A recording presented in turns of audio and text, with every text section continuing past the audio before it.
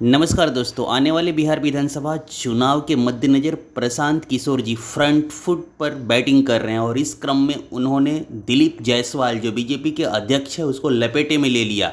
उन्होंने खुलासा किया कि पिछले 25 साल से इसने एक मेडिकल कॉलेज पर कब्जा कर रखा है। व्यक्ति एक संस्था की नहीं है। बिहार में जो कानून के रक्षक हैं, जिनके कंधों पर ये जिम्मेवारी है कि कानूनी व्यवस्था बनी रहे, कैसे वो लोग सरेआम कानून का उल्लंघन कर रहे हैं और किसी परिवार का, किसी व्यक्ति का, किसी संस्था का जो प्रॉपर्टी है, जो मेडिकल कॉलेज है, उसको न सिर्फ कब्जा कर लिया, उसको 25-30 बरस से अपने कंट्रोल में रखे हैं। और ये उस दल के अध्यक्ष हैं जो चाल चरित्र चेहरा की बात करता है। ये वो दिलीप जायसवाल हैं जो बीजेपी के अध्यक्ष हैं और साथ ही राबड़ी देवी के मुंह बोले भाई भी हैं। ध्यान रखिए कि ये कब्जा इसलिए नहीं किए हैं कि ये बीजेपी के अध्यक्ष है। ये कब्जा इसलिए कर पाए हैं कि हमाम में सब नंगे हैं।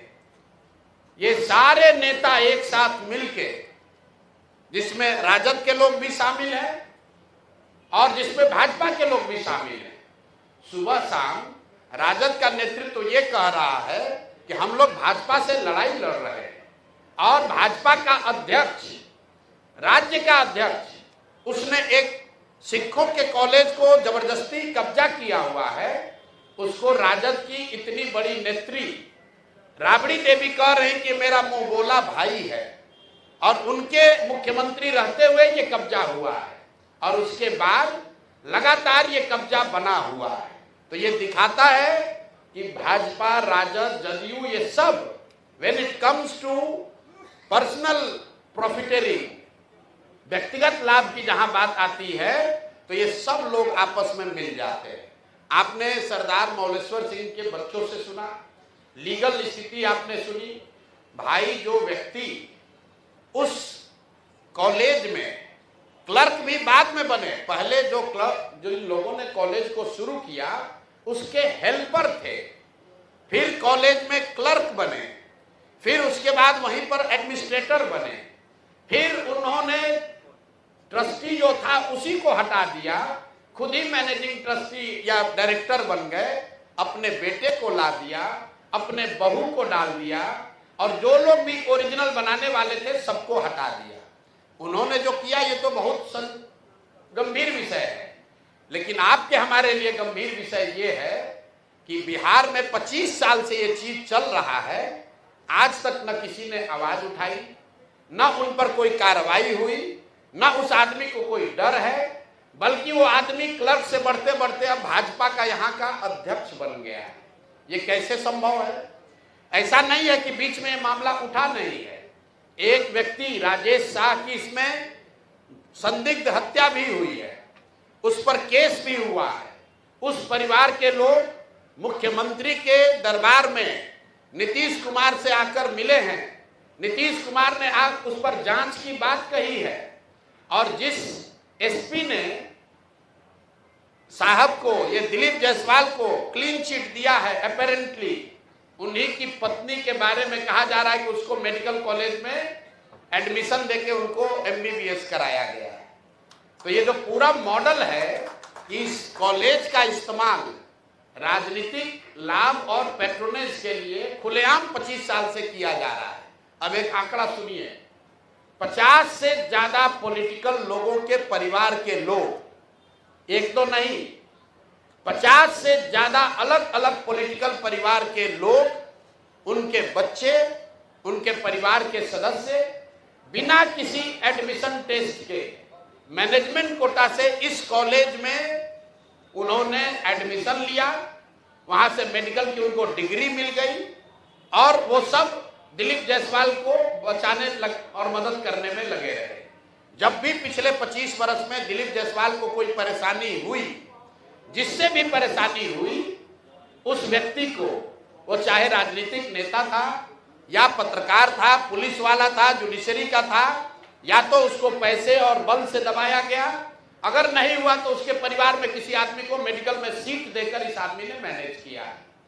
और इतनी बड़ी बात 25-30 साल से लगातार चल रही है और किसी की हिम्मत नहीं है कि दिलीप जायसवाल पर सवाल उठाए।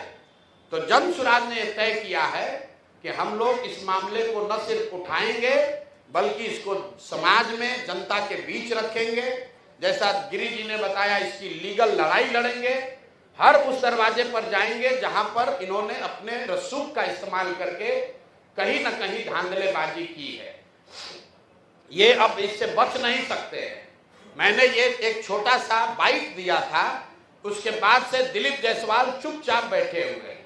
अब आपकी ये जिम्मेवारी है कि जितने आप लोग पत्रकार हैं, तो जो भी भाजपा का प्रवक्ता आता है या जो भाजपा का नेता है अपने को बहुत चाल चरित्र चेहरा वाला बता रहा है, उससे जरा पूछिए कि भाई तुम्हारा अध्यक्ष उस पर सीधे सीधे गबन और जबरन माइनॉरिटी कॉलेज को कब्जा करने, उस कॉलेज का संसाधनों का व्यक्तिगत लाभ के लिए उपयोग करने, हर तरह के गलत काम करने के लिए उसका आप उपयोग कर रहे हैं, उस पर आपका क्या टीका टिप्पणी है? और हत्या का भी उन पर आरोप है, एफआईआर है। राजेश शाह के हत्या का एफआईआर है बजाप्ता साहब पर। वो डिटेल आज नहीं दे रहे हैं, हमको मालूम है अभी ये लोग हल्ला मचाएंगे, तो अगला प्रेस कॉन्फ्रेंस में आपको वो भी डिटेल देंगे कि जो मैंने आपको बताया कि एक जो संदिग्ध हत्या हुई है, इनके साथ रहने वाले व्यक्ति की, राजेश शाह की, उसकी बहन, उसके भाई, उसके माँ, वो 20 वर्ष से दौड़ रहे हैं, इंसाफ की मांग कर रहे हैं। अभी तक उस पर कोई कार्रवाई नहीं हुई है। कैसे उस केस को पूरा मैनिपुलेट किया गया। 2007 की ये घटना है। कोर्ट में वो शाह के पत्नी का बहन का स्टेटमेंट है, हम पढ़ के सुना देते हैं, सर्टिफाइड कॉपी है। मेरे भाई राजेश शाह की हत्या दिलीप जायसवाल के द्वारा षड्यंत्र करके अपने आदमियों द्वारा करवाया गया है। तो खुद पीड़िता ने कहा है, ये रिकॉर्डेड है, ये कोर्ट का है। 164 है। कैसे एसपी साहब मदद किए उसको? 164 का बयान है, जिसकी हत्या हुई है उसके बहन का, और उसके बाद पुलिस ने उनको क्लीन चिट दे दिया। जिन्होंने क्लीन चिट दिया उन्हीं की पत्नी उनके कॉलेज में जाकर एमबीबीएस डिग्री ले रही है। अब आप देख लीजिए, जहां से कोर्ट से रिलीफ मिला है, जिन्होंने कोर्ट से रिलीफ दिया है उनको क्या बेनिफिट मिला है, ये भी आपको आगे बताएंगे। तो मेरा दिलीप जायसवाल से और भाजपा में जो लोग भी भाजपा के चाल चरित्र चेहरा विचारधारा की बात करने वाले लोग हैं, उनसे अपील है कि भाई अभी से भी अपना स्टांस क्लियर करो। अगर थोड़ी भी शर्म बाकी है तो पद से इस्तीफा दीजिए, और नहीं तो जो अमित शाह जी हैं, मोदी जी हैं, जो कह रहे हैं कि ना खाएंगे ना खाने देंगे, वो आकर इस पर बताएं कि उनके पार्टी का राज्य का अध्यक्ष, मुखिया, उस पर हत्या का आरोप है, एक सिखों के माइनॉरिटी कॉलेज को कब्जा करने का आरोप है, उस पर बीजेपी का क्या कहना है। और उसके साथ साथ आरजेडी वाले बताएं कि उन्होंने अभी तक इस पर क्या कार्रवाई की है। 25 साल से भाजपा से लड़ने का दावा करने वाले राजद वाले लोग, ये मुसलमानों के रहनुमा बनने वाले लोग, माइनॉरिटी वंचित की बात करने वाले लोग, तुम्हारे राज में सिखों के कॉलेज पर कब्जा हो गया, उसको तुमने मुंह बोला भाई बना लिया, उस पर आज तक टीका टिप्पणी क्यों नहीं की? आपको बता देते हैं क्यों नहीं की कि लालू जी के जो 2 साले थे, जरा जाकर पता कीजिए कि उन दोनों सालों के परिवार के कितने लोग इसी मेडिकल कॉलेज से गलत तरीके से डिग्री लेकर डॉक्टर बने। नाम हम नहीं बता रहे हैं, आप लोग खोज लीजिए, वो अभी जवाब देंगे तो उनको नाम भी जारी करेंगे कि लालू जी के परिवार के कितने लोग उस मेडिकल कॉलेज से डिग्री लेकर निकले। तो मेरे भाई, ये मिली भगत है, सब आपस में मिले हुए हैं और वहां पर एक कॉलेज को कब्जा किया। जिसने आवाज दी उसको या तो मैनेज किया या उसको मार दिया, उसको दबा दिया।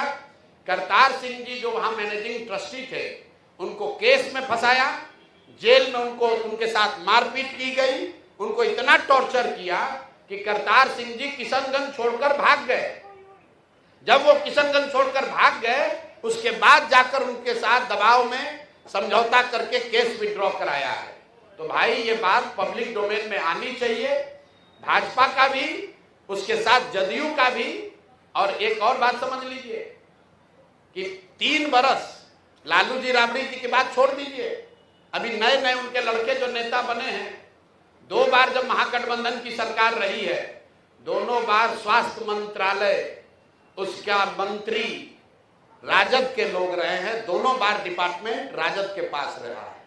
जदयू वालों से पूछिए कि सुशासन की बात करने वाले नीतीश कुमार 20 साल से यहां शासन कर रहे हो, दिलीप जायसवाल को बगल में बैठाकर चाय पीते हैं, सीटों का निगोशिएशन करते हैं, तो क्या आप मानने को तैयार हैं कि मेडिकल कॉलेज पर अवैध कब्जा करने वाले के साथ बैठकर आप राजनीति कर रहे हैं? तो ये हम लोग का आरोप है, हम लोग ने अपनी बात रख दी। अब आपके जो सवाल है वो आप कर लीजिए। इसका दूसरा चरण अभी 7 दिन में जब उनका जवाब आएगा तो फिर जारी करेंगे, इनको छोड़ेंगे नहीं। हर 7 दिन पर लोगों को बताएंगे कि इस आदमी का चरित्र क्या है, और इसके साथ जुड़े हुए लोग चाहे वो भाजपा के हों या राजद के, अब वो बच नहीं सकते हैं। अगर कानूनी तौर पर बच भी गए हो तो पब्लिक के सामने आपको खड़ा करेंगे, और 3 महीना के बाद अगर जनसुराज की व्यवस्था बनी तो आपको आपके साथ क्या होने वाला है अभी से आप समझ लीजिए।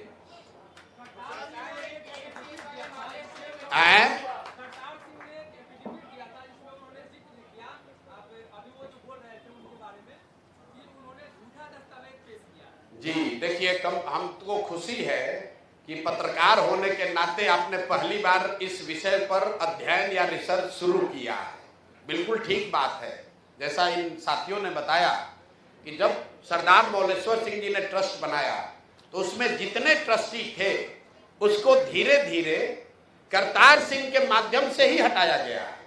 हटाने के पीछे दिलीप जायसवाल थे, क्योंकि उस समय वो एडमिनिस्ट्रेटर थे। एक समय ऐसा आया जब करतार सिंह अकेले रह गए और उनकी माता जी रह गई, तो जब करतार सिंह जी अकेले रह गए तब उन्हीं पर केस करवा दिया, उनको जेल में डलवाया, उनको टॉर्चर करवाया। करतार सिंह भाग गए, बच गई अब माँ जो लाइफ ट्रस्टी थी, उनकी हो गई मृत्यु। तो लाइफ ट्रस्टी के मृत्यु होने के बाद वो पोस्ट खाली हुआ, तो उनके जो लीगल एयर थे उनको जगह मिलनी चाहिए थी, वो मिली नहीं। तो लाइफ ट्रस्टी चले गए, करतार सिंह को डरा के धमका के केस में फंसाकर भगा दिया, और जो बच गया वो सब कब्जा कर लिया। प्रशांत जी, एक सवाल था। चलिए, ये तो मामला है, इससे पहले पीएमसीएच वाला जो मामला है जिसको लेकर के जनसुराज हमेशा आवाज उठाई है, उस पे कहां तक पहुंच पाया, उसका क्या कुछ निर्णय? भाई वो मामला इस राज्य में मंगल काल की बात करने वाले अमंगल स्वास्थ्य मंत्री का है। वो मामला दिलीप जायसवाल का नहीं है, वो मामला हम लोग के अमंगल पांडे का है, जिनके स्वास्थ्य मंत्री रहते हुए बिहार के लोगों ने कोविड के दौरान सबसे ज्यादा परेशानी झेली। जिस आदमी के बारे में लोग कहते हैं कि ये कॉटन बैंडेज में पैसा चोरी करता है, और ये आदमी जब भी सरकार बनती है तो स्वास्थ्य मंत्री बनता है, ताकि लूट खसोट। और इस आदमी का एक ही काम है, जैसे मंत्री बनो, जिस जिस डॉक्टर का प्रैक्टिस चल रहा है उसका सूची बनाओ और उसको सबसे ज्यादा दूर ट्रांसफर करो, ताकि हर 6 महीना पे जाके आपको 5-10 लाख रुपया घूस दे। तो उनकी लड़ाई हम लोग लड़ रहे हैं, यहाँ लड़ रहे हैं, सिवान में लड़ रहे हैं, जीरादेई मैरवा में लड़ रहे हैं, छोड़ेंगे नहीं। अभी मामला दिलीप जायसवाल का है, क्योंकि भाई साहब यहाँ भाजपा के अध्यक्ष हैं। मोदी जी आते हैं तो उनके बगल में बैठते हैं, और यहाँ सुशासन और लॉ एंड ऑर्डर की बात कर रहे हैं। जो खुद ही भूमि माफिया है, जो खुद शराब माफिया है, जो खुद बालू माफिया है, जो खुद दूसरों की प्रॉपर्टी कब्जा करता है। हमको किसी ने बताया कि कल कहा है कि हम घर में घुस के अपराधियों को मारेंगे। अरे भाई, तुम्हारा पार्टी का अध्यक्ष ही अपराध कर रहा है, तो क्या उसको भी मारोगे? उस पर क्या करोगे ये बताओ। कल यहाँ एक हत्या हुई है ना 2 दिन पहले, पूरे बिहार में चर्चा है, खेमका साहब जी को गोली मार दी गई। कल जाकर इन लोगों ने क्या कहा, यहाँ के डिप्टी सीएम ने, कि हम लोग अपराधियों को घर में घुस कर मारेंगे, बुलडोजर चलाएंगे। अब इनको न्याय नहीं करना, इसमें भी हिंदू मुसलमान करना है, इनको बुलडोजर याद आ रहा है। भाई, तुम्हारा पार्टी का अध्यक्ष 20 वर्ष से हत्या का आरोपी है, मेडिकल कॉलेज पर कब्जा किया है, उसको तुम माननीय बनाए हो, उसको मंत्री बनाए हो, उसको अपने दल का अध्यक्ष बनाए हो, और कहते हो कि अपराधी पर कार्रवाई करेंगे। कोई मानेगा?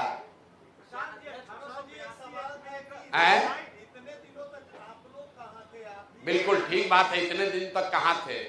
ये आपका सवाल तो जायज है भाई। हम तो 3 बरस पहले बिहार में भी नहीं थे, तो बिहार की दुर्दशा के लिए हम ही जिम्मेवार हैं, क्योंकि हमारे जैसे आदमी को तो पहले आकर बिहार में प्रयास करना चाहिए। और मैं मजाक नहीं कर रहा हूँ, मैं नहीं, सरकार की बात नहीं है, ये मेरा दोष है, मेरे जैसे हर उस बिहारी का दोष है जिसमें क्षमता है, जिसके पास बुद्धि शक्ति थी, है, भगवान ने दिया है। और हम लोगों ने इस बिहार में आकर जिस तरह का प्रयास करना चाहिए था नहीं किया, उसी के सुधार के लिए तो 3 बरस से इतनी मेहनत कर रहे हैं। लेकिन जब जागे तभी सवेरा। अब आप क्या कहते हैं कि 10 बरस काम नहीं किया तो अब करें, आकि फिर इसी नाम पर बैठे रहे कि 10 बरस नहीं किया इसलिए आगे भी 10 बरस नहीं करेंगे। चुनाव से इसका कोई लेना देना नहीं।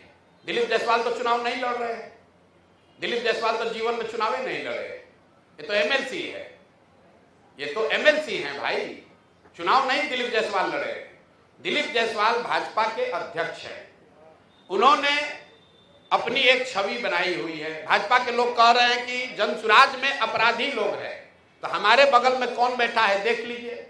हमारे बगल में देश की सेवा करने वाले लेफ्टिनेंट जनरल बैठे हुए हैं, हमारे बगल में देश की सेवा करते हुए 3 देशों में राजदूत रहे मनोज भारती बैठे हुए हैं, हमारे बगल में 2 टर्म के एमपी उदय सिंह जी बैठे हैं, हमारे बगल में इस राज्य के सबसे बड़े वकील वाईवी गिरी बैठे हुए हैं, और उनके बगल में कौन बैठा है? वो आदमी बैठा है जो मेडिकल कॉलेज कब्जा किया है, जिस पर मर्डर का आरोप है, जो सरेआम रोज धांधली कर रहा है। तो आप फर्क समझ लीजिए कि चाल चरित्र चेहरा किसका अच्छा है। बिल्कुल इस्तीफा हो, उन पर जांच हो, कैसे मेडिकल कॉलेज कब्जा किए इसकी जांच हो, मेडिकल कॉलेज के बनाए जाने वाले जो लोग हैं, बनाने वाले जो लोग हैं, कानून संगत उन लोगों को वापस लाया जाए। सिख समुदाय का वो कॉलेज है, सिखों का राइट वहां वापस बहाल होना चाहिए। जो राजेश शाह की हत्या हुई है, जिस पर एफआईआर हुआ है दिलीप जायसवाल पर, उसकी जांच होनी चाहिए, उस पर कार्रवाई होनी चाहिए। और राजद के लोगों को यह बताना चाहिए कि दिलीप जायसवाल से उनका क्या संबंध है, क्यों राबड़ी देवी उनको अपना मुंह बोला भाई बोलती हैं। राधा मोहन सिंह को बताना चाहिए कि उनके घर के लोग कैसे वहां मेडिकल करने गए। अब मैं नाम एक एक करके बता रहा हूं, आपको बोला है 50, 2 को बता दिए। लालू जी के सालों के परिवार के लोग उसी मेडिकल कॉलेज से पढ़कर निकले। जिस एसपी ने इनको क्लीन चिट दिया है, उसकी पत्नी भी उसी मेडिकल कॉलेज में पढ़ी है। जो कोर्ट से रिलीफ मिला, कोर्ट के में जिसने रिलीफ दिया, उसके घर का आदमी भी वहीं से मेडिकल किया है। भाजपा के बड़े नेता राधा मोहन सिंह, उनके परिवार के लोग भी वहीं से मेडिकल किए हैं। तभी आपको हम 50 नाम देंगे, आप लोग थोड़ा आप लोग भी जांच कीजिए, फिर आपको बताते हैं।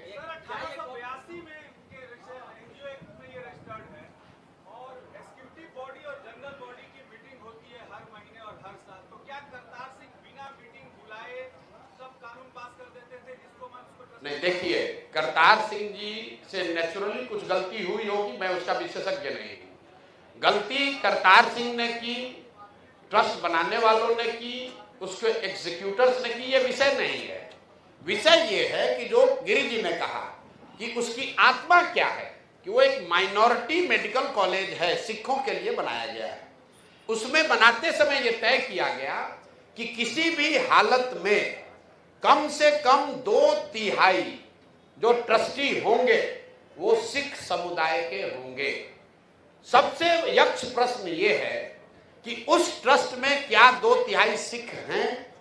दूसरा प्रश्न ये है कि जो व्यक्ति उस मेडिकल कॉलेज में क्लर्क था, वो उसका डायरेक्टर और अभी 2-3 है बस, 2 हो 3 हो, 2/3 तो नहीं है। और दूसरा प्रश्न ये है कि दिलीप जायसवाल जो उस मेडिकल कॉलेज में क्लर्क थे, वो उसके ट्रस्टी कैसे बन गए, उसके मैनेजिंग पार्टनर कैसे बन गए, उनका बेटा और दामाद किस तरीके से, बेटा और पतोह कैसे उसमें आ गए।